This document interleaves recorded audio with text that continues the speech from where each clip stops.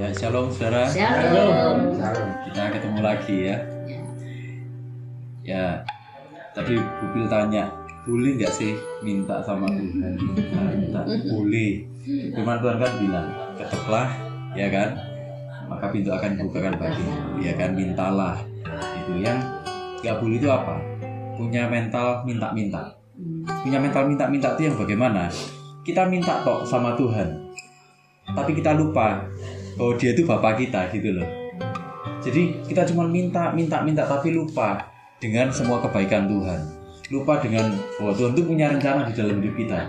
Jadi kita lupa kalau kita ini seharusnya punya hubungan Bapak dan anak sama Tuhan. Nah, itu yang nggak boleh ya. Jadi kalau minta ya minta aja. Namanya kita ini anak, minta sama siapa lagi kalau nggak minta sama Bapak? Ya kan, masa minta sama tetangga gitu ya. Gitu. Oke, saudara, saya akan lanjutkan pembahasan kita ya dari kisah hidupnya Abram, saudara ya. Abraham. Dari Kejadian pasal 12, saudara. Kejadian pasal 12 ayat 10 sampai 20. Tempo hari kita sudah bahas dari ini ya.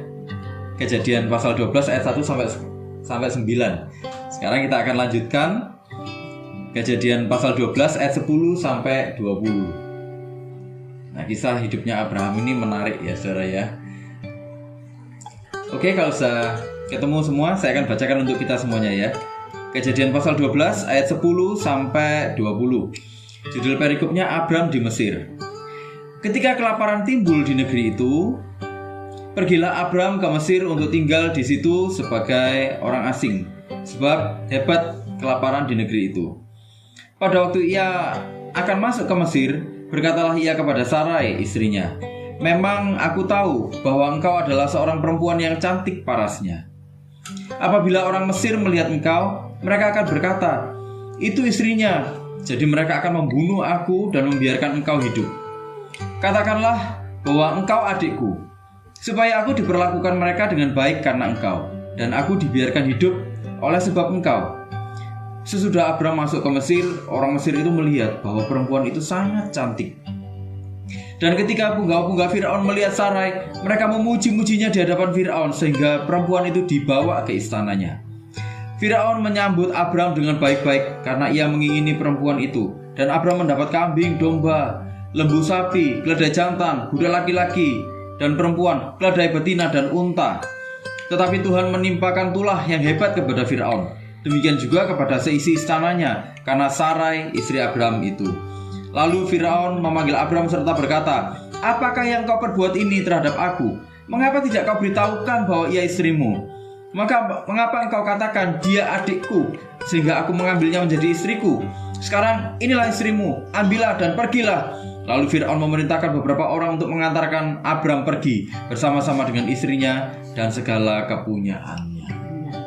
Ya, saudara, ini ceritanya di daerah sekitar Kanaan itu memang sering mengalami kekeringan waktu itu, saudara. Ya, memang sering mengalami kekeringan, dan waktu itu waktu paceklik. Jadi waktu kekeringan semuanya. Jadi kelaparan terjadi di mana-mana. Untuk makan orang-orang nggak ada, untuk makan ternak juga nggak ada. Cari air susah, ceritanya cari sembako itu kemana-mana susah, saudara ya.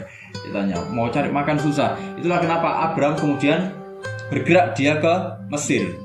Tapi bukan untuk jadi orang-orang yang tinggal menetap di sana.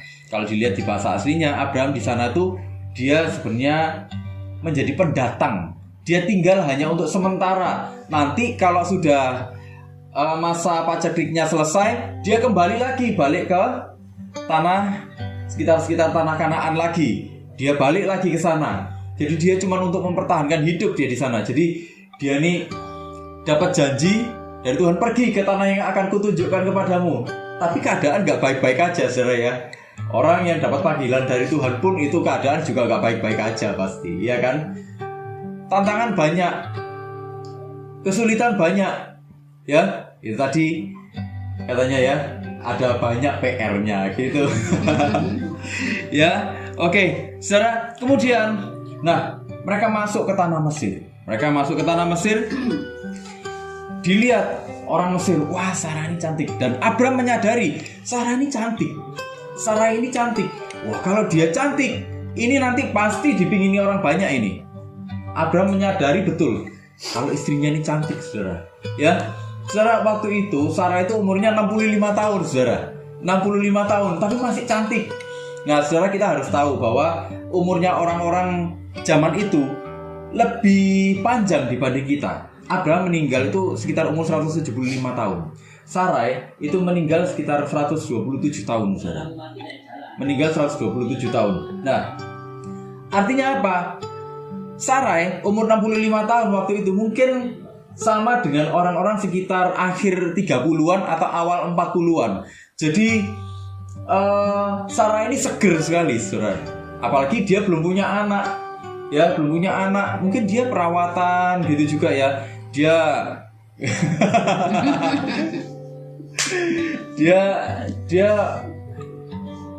dari keluarga yang kaya gitu, saudara. Dia dari keluarga yang kaya. Saya yakin dia merawat dirinya itu berbeda dengan orang kebanyakan. Itu ya. Nah, itulah kenapa Sarah itu makin kelihatan menarik. Itulah kenapa waktu dia masuk ke tanah Mesir, orang lihat, wah cantik ini, cantik ini, cantik ini. Tersiarlah kabar sampai ke Fir'aun. Dibilang, wah itu loh, ada pendatang baru. Istrinya mungkin bukan bilang istrinya ya, tapi itu ada orang cantik sekali di sana. Ada orang cantik sekali. Nah, Abram mulai cemas, saudara. Abram mulai cemas. Dia bilang akhirnya, nanti ya kalau ditanya jangan bilang kamu istriku, bilang aja kamu saudaraku. Loh, sebenarnya ini nggak salah 100% karena sebenarnya Sarah ini saudara tirinya Abram, saudara.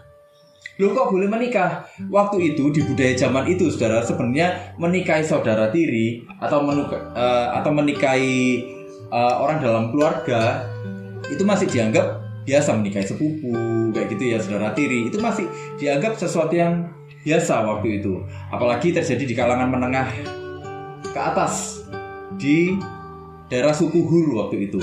Biasa waktu itu. Nah, sebenarnya Abram nggak 100% salah, tapi yang membuat Abram jadi salah itu apa? Motifnya, saudara. Motifnya dia apa? Motifnya dia untuk menyelamatkan diri. Artinya dia sebenarnya lupa bahwa dia itu menggenapi panggilan Tuhan.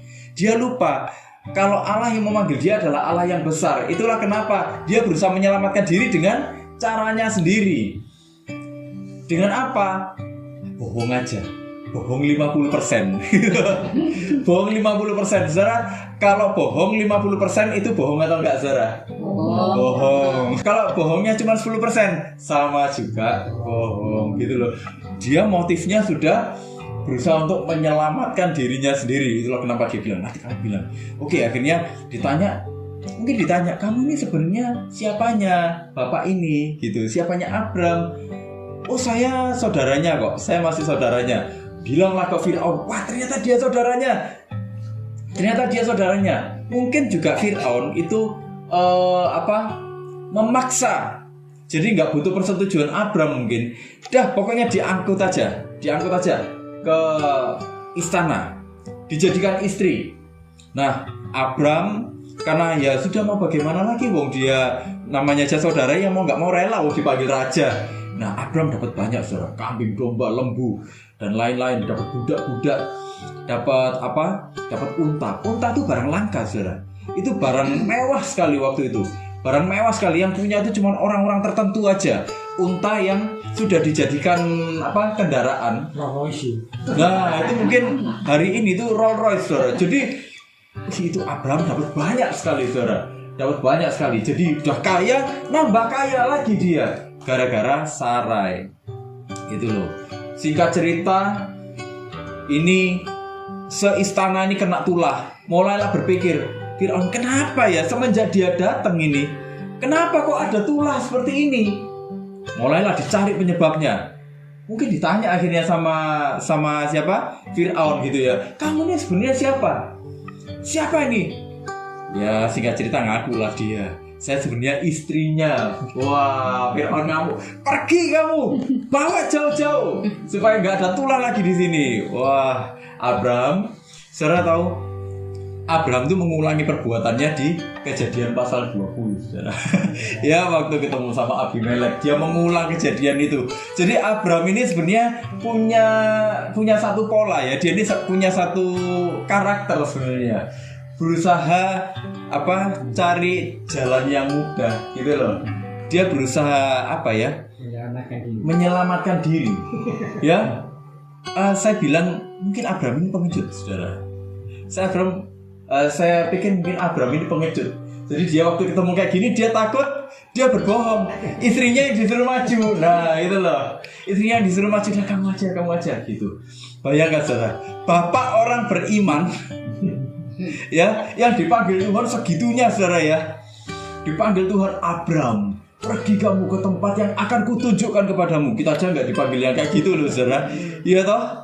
Kita dipanggilnya lewat apa saudara? Lewat peneguhan, lewat banyak cara. Tapi nggak kayak Abraham gini. Abraham dipanggil langsung sama Tuhan. Bayangkan, dia ternyata punya karakter yang seperti ini. Karakternya itu apa?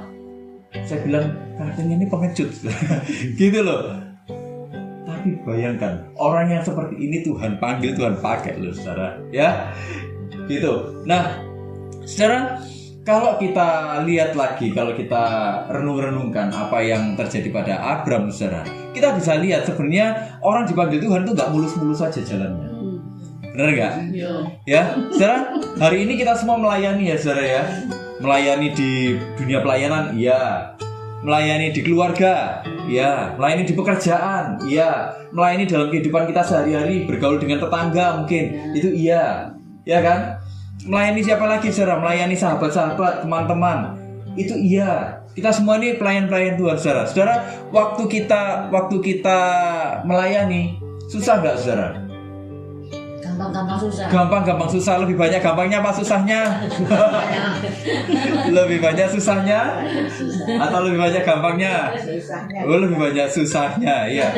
Tapi memang hidup di dalam kebenaran itu satu penderitaan saudara. Menyangkal diri. Seharusnya kita bisa, katakanlah, berbuat curang seperti yang Abraham lakukan, tapi kita karena rasa cinta kita sama Tuhan, kita nggak mau lakukan itu. Itu satu penderitaan, saudara, penderitaan batin, ya kan? Tapi Tuhan pasti kasih kita kekuatan, gitu loh. Nah, saudara, sebenarnya kalau kita pikir ini adalah dunia yang sudah rusak, ya saudara ya. Di dunia yang sudah rusak ini, kita ketemu banyak orang yang nggak sempurna. Kita ini loh sudah baik saudara, tapi orang berlaku tidak baik sama kita. Rasanya tuh timbal baliknya nggak ada gitu loh. Bayangkan, jangankan di masyarakat, kita di gereja tuh loh saudara. Kadang-kadang kita ini sudah melayani sepenuh hati.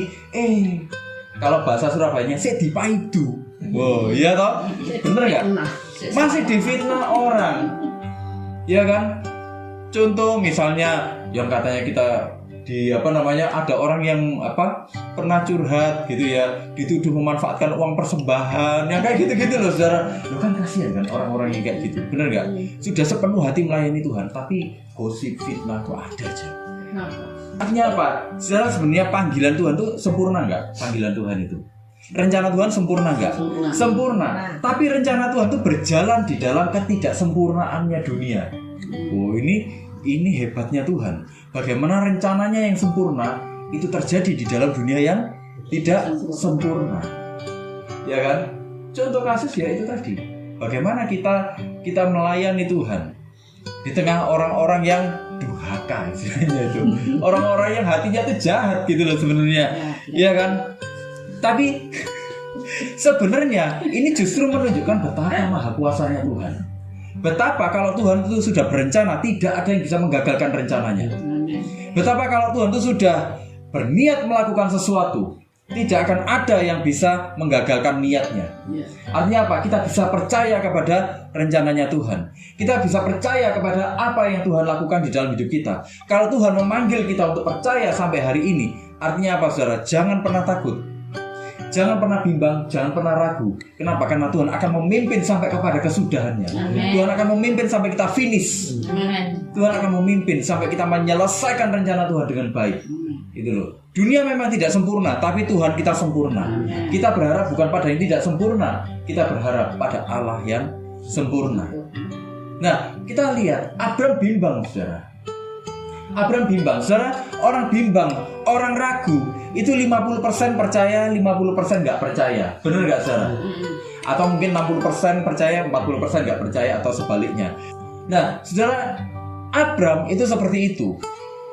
Dia ini percaya cuma 50%. Sisanya nggak percaya dia. Itulah kenapa dia cari jalan sendiri, menyelesaikan panggilan Tuhan dengan caranya. Gitu loh. Kita lihat beberapa kali Abraham melakukan hal itu. Salah satunya dengan Ismail, dengan Hagar. Ya kan? Dia berusaha menyelesaikan rencana Tuhan dengan caranya sendiri, dengan kemauannya, dengan keinginannya sendiri. Yang ternyata akhirnya apa? Endingnya nggak baik kan? Saudara, kalau 50% percaya, 50% nggak percaya, itu sebenarnya percaya nggak, saudara? Nggak percaya. Di Roma 14 ayat 23 dikatakan gini, saudara. Saya akan bacakan untuk kita semuanya. Tetapi barang siapa yang bimbang kalau ia makan, ia telah dihukum karena ia tidak melakukannya berdasarkan iman. Nah ini, dan segala sesuatu yang tidak berdasarkan iman adalah dosa. Abraham, saudara, bayangkan, ini bapak orang percaya loh, saudara. Bapak orang percaya, tapi pernah mengalami yang namanya 50% percaya, 50% gak percaya. Yang artinya apa? Dia tidak percaya sebenarnya. Itulah kenapa dia akhirnya berpikir jahat. Berpikir jahatnya bagaimana? Dia mau mengelabui Fir'aun. Dia mau mengelabui Fir'aun. Dia melakukan hal yang tidak benar. Waktu dia bilang, kamu bilang aja, kamu saudaraku. Sebenarnya dia tuh berusaha mencari pembenaran. Dia berusaha berdamai dengan itu. Dia berusaha cari, ya usah, nggak apa-apa lah.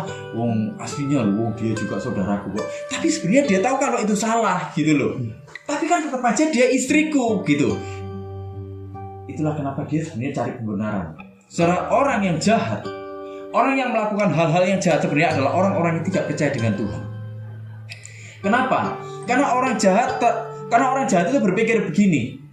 Mungkin Tuhan tidak membela aku. Itulah kenapa aku harus membela diriku sendiri. Manusia kalau sudah membela dirinya sendiri jahat gak, saudara? Jahat loh. Manusia itu sanggup melakukan apa aja yang jahat. Iya, segala cara ditempuh. Manusia itu bisa melanggar batas-batas, melanggar aturan, melanggar apapun yang dia diketahuinya. Oh ini baik, tapi karena dia merasa terdesak, dia bisa melakukan apa yang tidak baik, melampaui apa yang baik. Itu manusia. Ya kan, kalau kita lihat, saudara, orang-orang gini aja, orang-orang yang korupsi, saudara. Orang-orang yang korupsi, orang-orang yang seperti ini sebenarnya takut Tuhan nggak? Sebenarnya nggak takut Tuhan.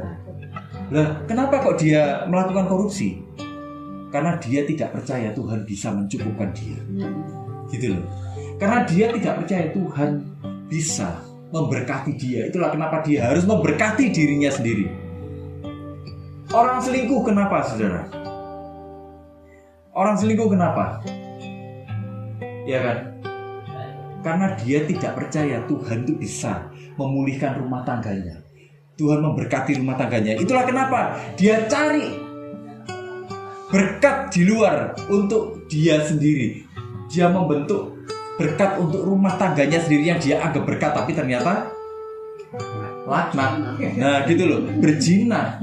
Nah itulah manusia, saudara, itulah manusia. Jadi orang berbuat jahat itu kenapa? Karena sebenarnya dia tidak percaya kepada Tuhan. Sama seperti Abraham waktu itu. Bayangkan, orang yang bapak orang beriman itu sempat melakukan hal yang seperti itu, gitu loh, saudara ya. Jadi saudara, inilah tantangannya orang menjawab panggilan Tuhan. Ya, saudara, waktu kita menjawab panggilan Tuhan, waktu kita dipanggil Tuhan, itu sebenarnya acaranya Tuhan atau acaranya kita, saudara?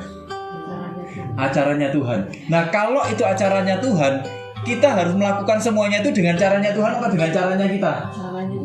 Dengan caranya Tuhan, gitu loh. Kenapa? Karena caranya Tuhan pasti benar. Kalau caranya manusia, pertama mungkin benar, tapi berjalannya waktu, dia akan jadi kebenaran untuk dirinya sendiri. Dia akan berpikir gini, iya ya, wong gitu nggak apa-apa kok. Dia yang akan jadi standar kebenarannya. Lama-lama dia akan berpikir menyingkirkan orang itu benar. Ya, dia akan berpikir menipu orang itu benar. Yang penting aku enak. Gitu loh. Nah, jadi kalau kita menjawab panggilan Tuhan, standarnya selalu apa? Kebenaran Tuhan. Itulah kenapa orang menjawab panggilan Tuhan tapi dia nggak mau belajar firman Tuhan, nggak mau menjaga hubungan pribadi dengan Tuhan, itu nonsen sebenarnya. Itu omong kosong. Ya, kita semua ini sebenarnya dipanggil sama Tuhan untuk menjawab kebutuhan masyarakat, untuk menjadi jawaban dimanapun kita berada. Nah, caranya jadi jawaban bagaimana? Ya kita harus tahu bagaimana caranya jadi jawaban. Caranya jadi jawaban gimana? Ya kita belajar kebenaran firman Tuhan. Supaya waktu kita jadi jawabannya benar. Bukan jawaban yang 50% benar, 50% salah. Pertama sih 50% benar, 50% salah. Lama-lama 60% salah, 40% benar. Lama-lama enggak benar semua gitu loh. Ya kan? Itulah kenapa kita temui di Perjanjian Lama. Nanti kalau kita belajar tentang Lot ya saudara ya, belajar tentang Sodom dan Gomora, itu bagaimana bejatnya di Sodom dan Gomora itu, bagaimana incest terjadi, bagaimana homoseksual sudah terjadi di sana, LGBT itu sudah lama terjadi saudara, di Sodom dan Gomora itu sudah ada, gitu loh. Bagaimana orang jadi kebenaran untuk dirinya sendiri dan akhirnya dimusnahkan sama Tuhan karena kejahatannya sudah terlalu jahat, gitu loh. Ya, secara dasar dari akhirnya gini, dasar dari kita menjawab panggilan Tuhan itu apa? Hati kita yang mengasihi Tuhan. Karena endingnya nanti semua tuh berakhir gini saudara, berakhir ke pertanyaan gini, apakah yang aku lakukan ini menyenangkan Tuhan atau enggak? Nah itu loh saudara. Saudara, waktu kita misalnya, waktu kita dalam panggilan itu kan pasti semua nggak baik-baik aja. Ada waktunya kita harus mengoreksi, bener nggak saudara? Kita negur orang kayak gitu. Pasti kita endingnya nanti harus berpikir seperti ini. Apakah itu mengasihi Tuhan?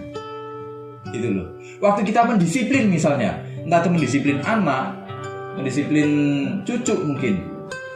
Selalu pertanyaannya yang harus kita tanyakan di terakhir itu selalu gini. Apakah ini menyenangkan Tuhan? Gitu loh. Ya, saudara kalau kita menjawab panggilan Tuhan, selalu tanyakan setiap tindakan kita, selalu tanyakan gini, apakah yang aku lakukan ini nanti menyukakan Tuhan atau mendukakan Tuhan? Ya saudara ya, itu yang harus kita lakukan. Kenapa? Supaya kita tidak terjebak pada pikiran jahat. Itu loh. Supaya kita nggak terjebak pada pikiran jahat seperti Abraham. Abraham ini terjebak pada pemikiran jahat. Kenapa? Karena dia ini 50% percaya, 50% gak percaya. Pikirannya ragu. Firman Tuhan bilang, dan apapun yang kau lakukan, kalau itu tidak berdasarkan iman, itu berdosa. Kenapa? Karena waktu kita 50% tidak percaya, sebenarnya kita memberi kesempatan kepada iblis untuk menipu pikiran kita, untuk menipu hati kita. Gitu loh. Menjawab panggilan Tuhan itu acaranya Tuhan. Jadi harus selalu pakai caranya Tuhan, harus selalu kembali kepada hatinya Tuhan. Ya. Sebenarnya gini, kalau kita renungkan kembali apa yang terjadi pada Abraham, itu ya, sebenarnya Abraham ini layak dihukum nggak sih? Layak dihukum bujukan, iya kan? Iya, bayangkan loh, dia ini sudah dipanggil Tuhan seperti itu, istrinya tuh udah cantik kayak gitu ya, bayangkan istrinya disuruh maju dikorbankan sama dia. Terus kamu maju, ini pengecut gitu ya saudara ya. Terus pembohong. Kenapa dibilang begitu? Karena dia ulangi lagi di kemudian hari gitu loh. Dia ulangi lagi di kemudian hari. Nah, secara Abraham ini kayak nggak ada kapoknya gitu loh ya. Nah, dia sebenarnya saya ini bayangkan gini. Mungkin kalau saya Tuhannya gitu ya. Mokong ini. Saya mungkin ngomong gini sama Abraham, tak gibeng gitu. Iya kan? Loh, kalau saudara jadi Tuhan bagaimana menghadapi Abraham? Kalau saudara jadi Tuhan loh, ayo gimana? Pancet aja. Bupin bilang, tak cewir ya, gitu. Diancam pisan kas lo ya, gitu. Nah, tak kau wadak dasmu, gitu. Ada lagi saudara yang mau mencoba, gitu, memerankan diri jadi Tuhan, gitu. Enggak lagi makan, gitu. Tak sotrap lo ya, gitu ya kan. Nah, itu kalau kita yang jadi Tuhan, saudara ya. Tapi Allah kita tuh Allah yang penuh kasih. Waktu dia memilih Abram, apakah dia tahu Abram punya kelemahan seperti ini, saudara? Tahu. Oh, tahu persis. Tahu persis. Dia sudah tahu persis. Wah, Abram ini mokong. Kalau kita tuh cuma ngelus dodo ini, bayangkan Abram ini, kok bisa orang kayak gini dipilih Tuhan gitu. Tapi Tuhan sudah tahu sejak dari awal, kasihnya itu sempurna. Dia memilih Abram bukan karena Abram ini sebenarnya orang yang sudah melakukan banyak hal untuk Tuhan. Enggak, dia belum melakukan apa-apa untuk Tuhan sebenarnya. Gitu loh. Tapi di dalam kesempurnaannya Tuhan, di dalam kemahatauannya Tuhan, di dalam kasihnya Tuhan, dia memilih Abram. Di dalam kekekalan Tuhan memilih Abram. Dia menunjukkan kasihnya atas Abram. Abram memang salah, tapi Tuhan mengizinkan kesalahan itu dilakukan dan Tuhan mengoreksinya. Dengan cara apa? Ya, Fir'aun dipakai Tuhan untuk mengoreksi Abram. Situasi dipakai Tuhan untuk mengoreksi Abram. Keadaan orang-orang dipakai Tuhan untuk mengoreksi Abram. Ya, inilah yang namanya pengudusan, saudara. Pengudusan supaya apa? Supaya kita makin hari makin jadi serupa dan segambar dengan Tuhan. Pengudusan itu gini. Jadi setelah kita dibenarkan oleh Tuhan, jadi waktu kita sudah mengalami pembenaran oleh Tuhan lewat kasih karunia-Nya Tuhan, kita dikuduskan oleh Tuhan setiap hari. Itu yang namanya proses. Gitu loh. Kita dikuduskan berarti apa? Hal-hal yang gak berkenan sama Tuhan itu dipangkas semua, dihabiskan semua sama Tuhan, dikeluarkan semua sama Tuhan. Nih, kamu ya yang bohong, nih, ayo tak hadapkan sama situasi-situasi yang membuat kamu tuh pada akhirnya nanti gak mau lagi melakukan itu, yang membuat kamu menyadari, iya ya, ini mendukakan Tuhan. Mungkin kita kasar gitu ya, saudara ya. Mungkin kita ini kasar orangnya, tapi sama Tuhan akhirnya diperhadapkan pada situasi-situasi yang akhirnya membuat kita ini berpikir, iya ya, yang kayak gini ini mendukakan Tuhan. Enggak, aku enggak mau lakukan itu lagi. Yang membuat kita ini enggak mau lagi melakukan dosa-dosa masa lalu. Yang membuat kita ini enggak mau hidup di dalam dosa. Itu yang namanya pengudusan. Dan Abram dipimpin sama Tuhan masuk ke sana. Ya. Memang Abram kelihatannya dari sudut pandang manusia bencek, saudara. Tapi Tuhan dalam kasihnya, ayo tak pimpin kamu nak, supaya kamu makin serupa dan segambar. Ayo nak, kamu tak pimpin supaya kamu menggenapi rencanaku. Itulah yang Tuhan lakukan untuk kita semuanya juga sampai hari ini. Saudara, proses yang kita alami berat ya sampai hari ini, saudara. Bagi beberapa orang mungkin berat sekali hidup ini. Bagi beberapa orang ya 50-50. Bagi beberapa orang ya 30-70. Tapi mungkin buat Abraham waktu itu, saudara, itu berat sekali. Kenapa? Ancamannya nyawa gitu loh. Tapi Abraham ini lupa kenapa? Tuhan yang manggil. Kalau Tuhan yang manggil, Tuhan tanggung jawab juga gitu loh. Ya kan? Nah, dari kisah Abraham ini, saudara, kita belajar inilah Alkitab ini jujur sekali. Jujurnya kenapa? Bejatnya orang itu juga diangkat, ditulis di sini loh, saudara. Ya, Alkitab ini nggak jaim. Ya kan? Bagaimana kalau kita lihat bagaimana Daud, saudara, dia jadi pebinor, ya kan? Perebut bini orang. Ditulis di dalam Alkitab supaya apa? Supaya kita belajar dari kesalahannya Daud. Bagaimana rusaknya rumah tangga Daud, ditulis di Alkitab. Alkitab ini jujur sekali. Kebejatan orang juga ada di sini. Gak cuma yang baik-baik. Tapi kita lihat bagaimana Tuhan lewat kasihnya mengizinkan ada hal yang terjadi supaya apa? Supaya kita dikuduskan setiap hari. Supaya waktu kita dikuduskan, kita mulai lihat lagi, Tuhan, iya ya, ini gak menyenangkan Tuhan ya. Atau kita mulai dikuduskan lagi sama Tuhan gini, iya ya, Tuhan yang punya acara, Tuhan juga yang tanggung jawab. Kita ini cuma ngikuti aja skenario-nya Tuhan. Dah, ngikuti aja. Nanti Tuhan yang akan pimpin satu persatu. Kalaupun kita punya pergumulan berat hari ini, satu persatu Tuhan akan selesaikan. Satu persatu Tuhan akan selesaikan. Satu persatu Tuhan akan selesaikan. Satu persatu Tuhan akan selesaikan. Amin. Gitu. Kalau kita punya pemikiran seperti itu, saudara, kita nggak akan punya pemikiran jahat.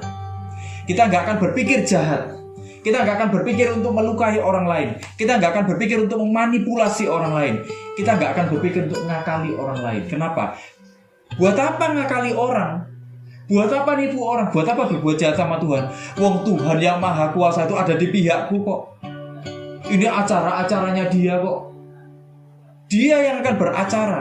Aku cuma ngikut aja. Yes bos. Ya kan? Siap dan ikut dan gitu. Kalau orang yang nggak percaya, dia akan berpikir, dia mempertanyakan Tuhan. Bisa nggak sih sebenarnya Tuhan ini? Yopo nggak sih Tuhan ini? Aslinya serius nggak sih dia ini? Kita bisa lihat endingnya apa? Bagaimana Tuhan menggenapi janjinya, membuat Abram menjadi bapak bagi banyak bangsa. Ya kan? Bukan hanya bapak bagi orang Israel, tapi bapak bagi kita semua orang yang beriman. Gitu loh. Jadi Tuhan itu luar biasanya gitu loh saudara. Jadi kalau kita ada dalam pergumulan hari-hari ini, jangan khawatir saudara. Dia akan selesaikan. Kenapa? Karena kita sedang dibawa babak 1, babak 2, babak 3, babak keempat dan seterusnya. Babak demi babak sudah ada semuanya dalam perhitungannya Tuhan. Ya, saudara, kesulitan itu, pergumulan itu, pengudusan yang dilakukan oleh Tuhan membuat kita menjadi orangnya apa? Bisa dipercaya. Ya, saudara, orang yang dipercaya ini orang yang berkualitas nggak, saudara? Berkualitas, orang yang bermutu tinggi ya saudara ya. Seperti yang kita bahas di pertemuan kemarin ya. Artinya apa? Kalau kita dipercaya sama Tuhan, kita ini orang-orang yang bermutu tinggi. Jadi saudara, jangan pernah menyerah waktu menghadapi kehidupan. Kenapa? Karena di hadapan Tuhan, dalam pandangan Tuhan, kita ini orang-orang yang bermutu tinggi. Orang yang bermutu tinggi, prosesnya juga mutunya tinggi. Orang yang bermutu tinggi, prosesnya nggak murahan, nggak tiba-tiba jadi, gitu loh.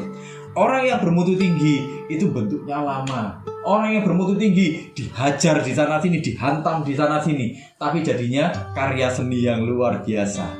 Manusia, kita semuanya ini sebenarnya adalah karya seninya Allah.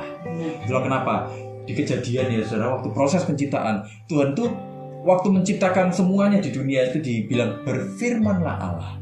Maka berfirmanlah Allah. Tapi manusia enggak. Manusia itu diciptakan sama Tuhan dengan tangannya sendiri. Ya kan? Diciptakan dengan tangannya sendiri. Saya coba bacakan saudara ya, di Kejadian 1 ayat 27. Maka Allah menciptakan manusia itu menurut gambarnya. Menurut gambar Allah diciptakannya dia laki-laki dan perempuan. Diciptakannya mereka.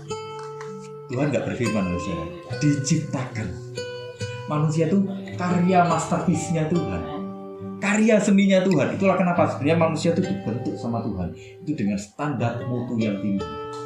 Gitu loh. Saudara, jangan putus asa dengan apa yang kita alami dalam kehidupan ini.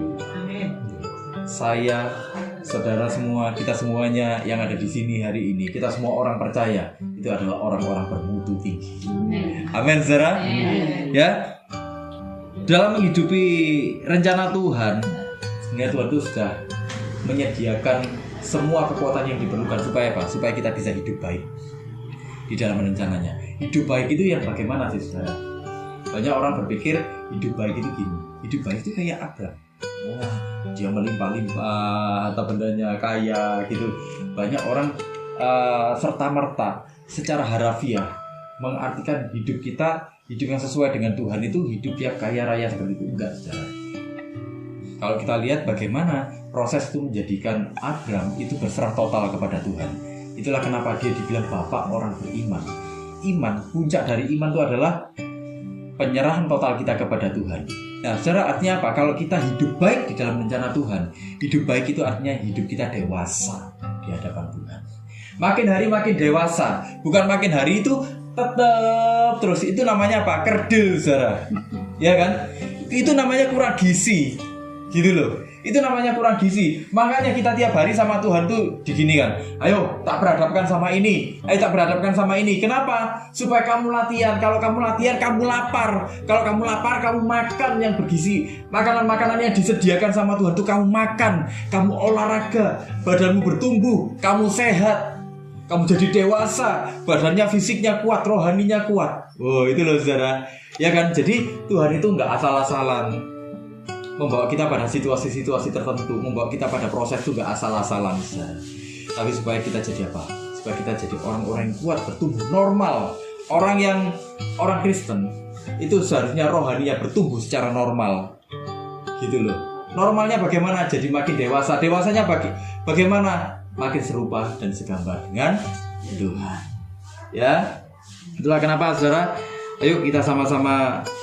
Saya ingin menyemangati kita semuanya, saudara. Kita ini semua sama Tuhan. Kita semua sama Tuhan ini dipanggil, dibentuk sama Tuhan sebagai orang-orang yang bermutu tinggi. Jangan pernah menyerah dalam kehidupan. Jangan pernah menyerah dalam menghadapi panggilan Tuhan, dalam hidup dalam panggilan Tuhan. Ayo kita makin setia hidup dalam panggilan Tuhan. Amin, saudara. Yuk sama-sama kita berdoa. Yuk.